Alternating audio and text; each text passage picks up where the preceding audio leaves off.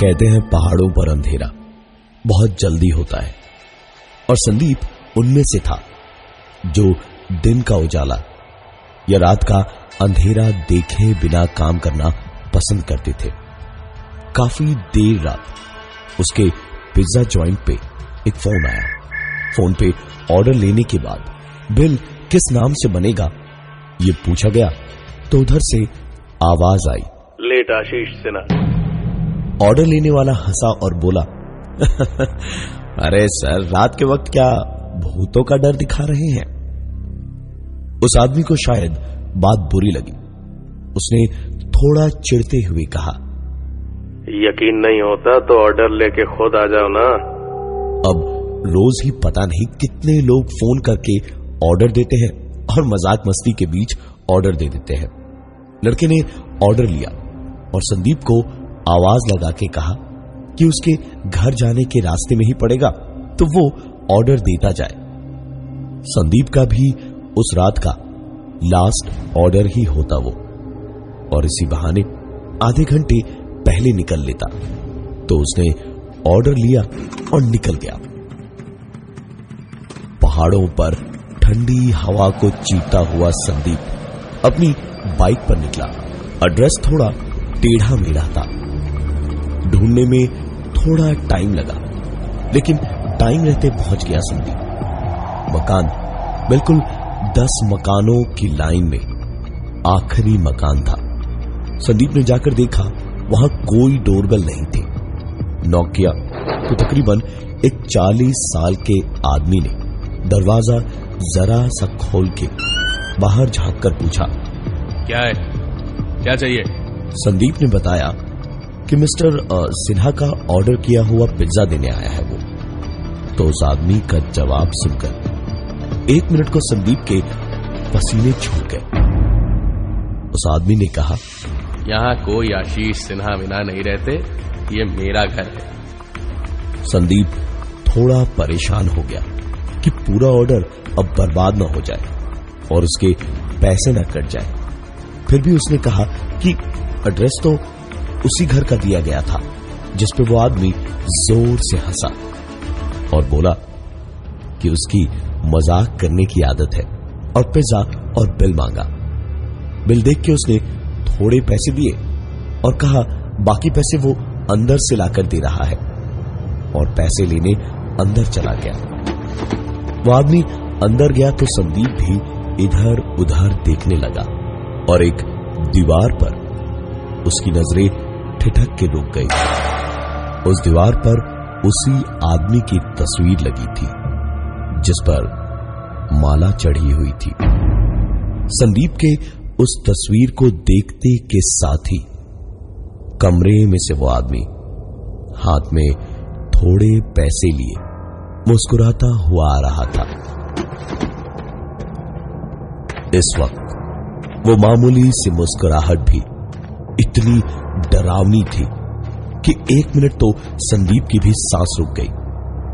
संदीप तस्वीर को देखता और एक बार उस आदमी को, दोनों की सूरतें मिलाता, लेकिन कोई फायदा नहीं था क्योंकि दोनों सूरतें एक ही थी। संदीप कुछ बोले इससे पहले ही उस आदमी ने मुस्कुराते हुए कहा, अरे घबराओ मत यार, वो पिताजी हैं मेरे, शक्लें हमारी एक ही जैसी हैं। पैसे लेकर संदीप चुपचाप वहां से बाहर निकल गया और आशीष सिन्हा सीधे अपनी खिड़की पे पहुंचे और देखा संदीप अपनी बाइक स्टार्ट करने की कोशिश कर रहा था, लेकिन बाइक स्टार्ट ही नहीं हो रही थी। फिर उसने फोन निकाल के किसी को फोन करने की कोशिश की तो फोन भी स्विच्ड ऑफ हो गया। बाइक खराब, फोन ऑफ। संदीप के पास उस आखिरी मकान के सामने से वापस घर जाने का दूसरा कोई रास्ता नहीं था। आशीष ने यह पूरा नजारा अपनी खिड़की से देखा। संदीप पूरी जान लगा के किक पे किक मार रहा था, लेकिन बाइक वो स्टार्ट ही नहीं हुई। सना साहब ने खिड़की खोली और संदीप से कहा, अरे परेशान मत हो, बाइक रख जाओ अपनी यहाँ पे, कल ले जाना आके। संदीप ने भी सोचा कि पूरे पहाड़ भर तो बाइक खींचना नामुमकिन था, वहीं रख के उसे जाना पड़ेगा। उसने बाइक वहीं अंदर लॉन में खड़ी कर दी और किसी तरह अपने घर पहुंचा। अगले दिन सुबह जल्दी उठकर सबसे पहले मिस्टर सिन्हा के घर बाइक लेने पहुंचा तो सबसे पहली राहत की सांस तो यही आई कि बाइक अभी भी वहीं थी।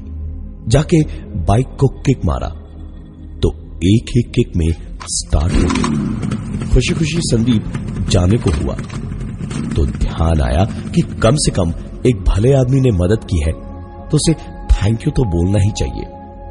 दरवाजा खटखटाने को सीढ़ियां चढ़ के दरवाजे पर हाथ ही मारा था कि दरवाजा अपने आप खुल गया। संदीप ने अंदर कदम रखा और एक आवाज दी, सिन्हा सर, सिन्हा सर। जवाब में कोई आवाज नहीं आई। संदीप ने फिर से आवाज दी, सिन्हा सर, मैं संदीप, वो बाइक लेने आया था, सोचा आपको थैंक यू बोल दूं सर। अच्छा मैं निकलता हूं सर। अब भी न कोई जवाब आया न ही कोई और आवाज हुई। संदीप ने सोचा कि वापस पिज्जा कॉर्नर पहुंच के सना साहब का नंबर लेके उन्हें इन्फॉर्म कर देगा। वापस जाने को बाइक की चाबी उछालता हुआ पलटा ही था संदीप कि सामने टेबल पर नजर पड़ी। कल जो पिज्जा रात को संदीप ने वहां डिलीवर किया था वो डब्बा टेबल पर वैसा ही रखा था, लेकिन एक अजीब सी आवाज उसमें से आ रही थी और वो अपने आप थोड़ा हिल डुल रहा था। संदीप पहले ही इधर आना नहीं चाहता था, लेकिन मजबूरी में उसे आना पड़ा और ऊपर से अब ये। संदीप ने डरते हुए अपना हाथ आगे बढ़ाया और उस डब्बे के पास ले गया। हर इंच जो संदीप का हाथ उस डब्बे की ओर बढ़ रहा था, दिल कह रहा था कि वापस खींच ले हाथ, लेकिन पता नहीं क्यों उसने खींचा नहीं और इस डब्बे पर हाथ रखते ही कॉकरोच, छिपकलियां और चींटियां उस डब्बे से ऐसे निकली जैसे बाढ़ सी आ गई थी उनकी। संदीप पीछे हटने को हुआ तो गिर पड़ा और हैरानी से आंखें फाड़कर बस देखता ही रहा। वो सारी छिपकलियां, कॉकरोच और चींटियां सब एक लाइन बनाए एक के पीछे एक कमरे की ओर जाने लगे।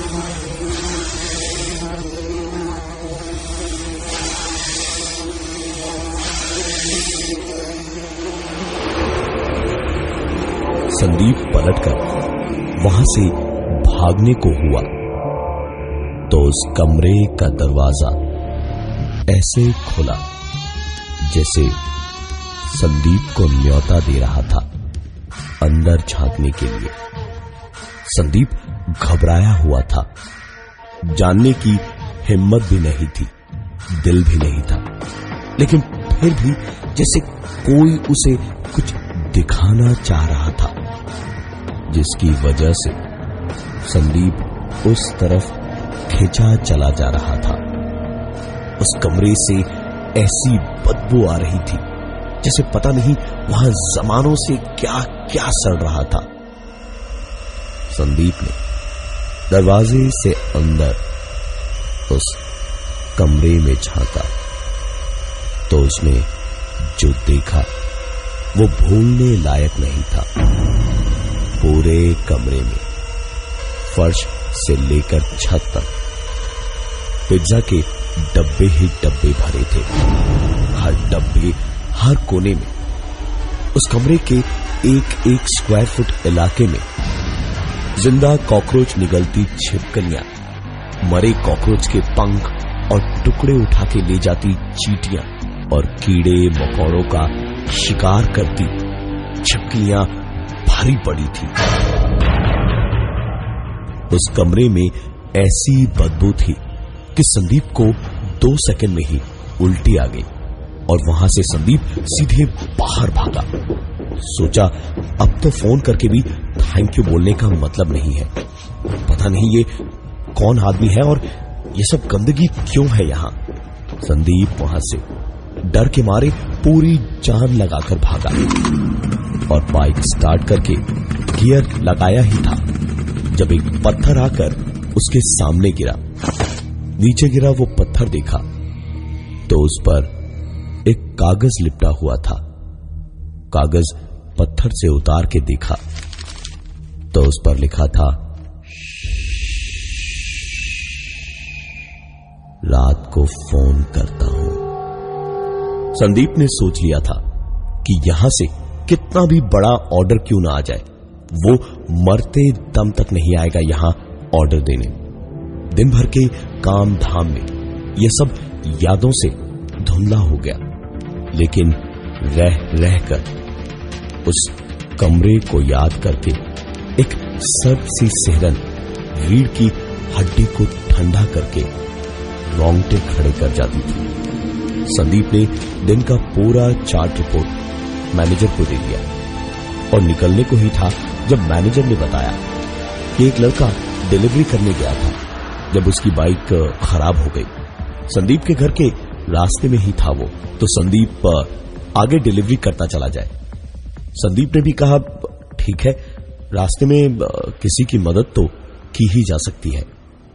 रास्ते में संदीप ने फंसे हुए उस लड़के पवन को फोन किया तो उसकी बताई जगह पर पहुंच के पूछा कि ऑर्डर कहां और किसका था। तो उसने कहा कि कोई पागल मिस्टर सिन्हा है, तेरे घर के रास्ते में ही है, गली का आखिरी मकान है। संदीप की रगों में बहता हुआ खून जैसे बर्फ बन गया था। संदीप अकेले वहां किसी हाल में नहीं जाना चाहता था। उसने पवन को सिर्फ एक बात कही, भाई डिलीवरी का काम तेरा था, मैं तुझे लेकर चलता हूं वहां, तू डिलीवर कर देना और मैं घर के बाहर ही रुक जाऊंगा। पवन को कल रात के हादसे के बारे में कुछ भी पता नहीं था। वो आसानी से मान गया। वहां पहुंचकर संदीप बाहर ही बाइक पर इंतजार करने लगा और खुले दरवाजे से अंदर सिन्हा साहिब को आवाज लगाता हुआ पवन जैसे ही अंदर गया तो संदीप बस दिल ही दिल में प्रार्थना करता रहा कि कोई गड़बड़ ना हो। हर बीतता हुआ पल जैसे एक साल जैसा था इस वक्त संदीप के लिए। पवन हंसता हुआ खुशी खुशी बाहर आया और बोला, अबे तू यहां आया था कल डिलीवरी करने, तुझसे मिलने को कह रहा है, चल मिल ले वरना टिप नहीं देगा मुझे भाई, चल चल चल चल। पवन अंदर जाकर बोला, वो उधर उस कमरे में बैठे हैं। संदीप यही सोच रहा था कि जो भी उसने सवेरे देखा वो क्या था, क्योंकि ये तो वही कमरा था जहां से वो भागा था। पवन ने जाकर दरवाजा खोलकर अंदर झांका और पीछे से जैसे ही संदीप आया तो पवन ने एक जोर का धक्का मारकर संदीप को अंदर फेंका और बाहर से दरवाजे को बंद कर दिया। संदीप दरवाजे को जोर जोर से पीट रहा था लेकिन दरवाजा नहीं खुला, पर बाहर से एक हंसी की आवाज आती रही और अंदर पलटकर संदीप ने देखा तो पवन उस कमरे में पहले से बंद था और दोनों के बदन पर धीरे धीरे कीड़े मकोड़े और छिपकलियां चढ़ती जा रही थी।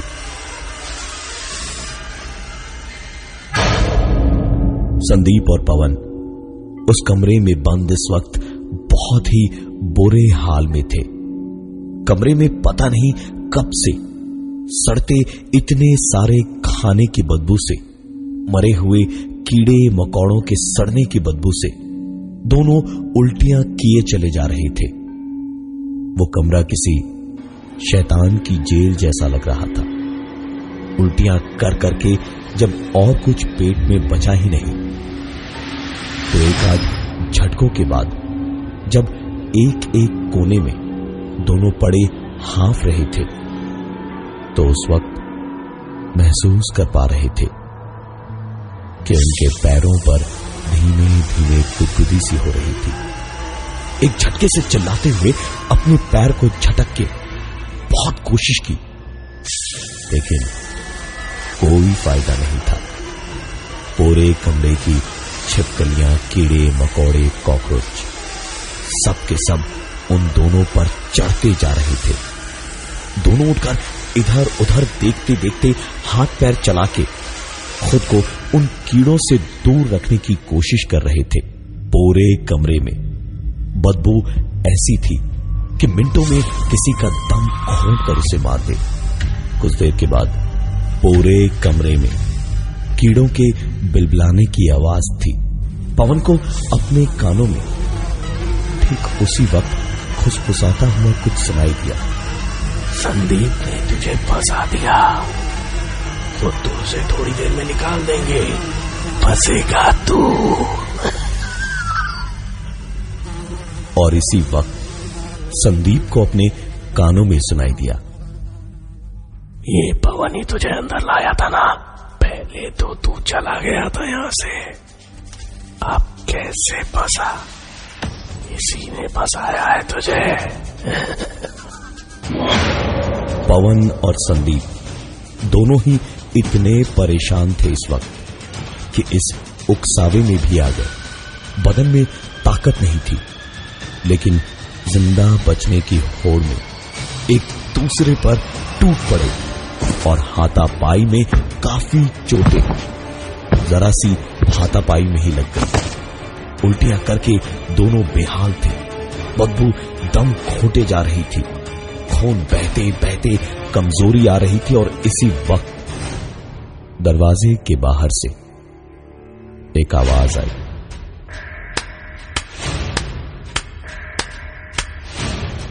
पवन और संदीप दोनों निढाल से जमीन पर पड़े हुए थे। हिलने डुलने की ताकत अब बदन में बची ही नहीं थी। दोनों के जख्मी बदन पर कीड़े और छिपकलियां रेंग रही थी। दोनों वहां दुनिया से दूर बंद तो जरूर थे, लेकिन शायद उनकी भूख प्यास का ख्याल किसी को था। सर आपका पिज्जा। कमरे के अंदर बैठे संदीप और पवन ने मेन डोर के बंद होने की आवाज को सुना। उसके बाद किसी के कदमों की आहट हुई और उनके कमरे का दरवाजा खुला। इससे पहले कि संदीप और पवन भागते हुए उस दरवाजे तक पहुंचते, किसी ने उस दरवाजे को बंद किया। लेकिन बंद करने से पहले एक बॉक्स अंदर सरका दिया था। दोनों भूखे जानवरों की तरह उस बॉक्स पर झपटे और बॉक्स खोलते ही देखा कि उसमें पिज्जा का सिर्फ एक टुकड़ा ही था। उसी खुसफुसाने वाली आवाज ने उनसे फिर से कहा, घबराओ मत, जगह कम है, कमजोर भूखा मरेगा और ताकतवर जिएगा।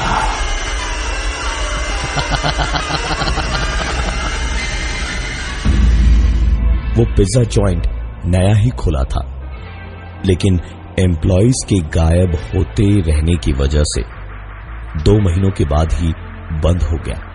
अगर आप भी पिज्जा या खाना डिलीवर करने जाएं, तो गली के आखिरी मकान में डिलीवर करते वक्त थोड़ा संभल के रहिएगा। मैं हूं प्रवीण और ये थी आज की एक कहानी ऐसी भी।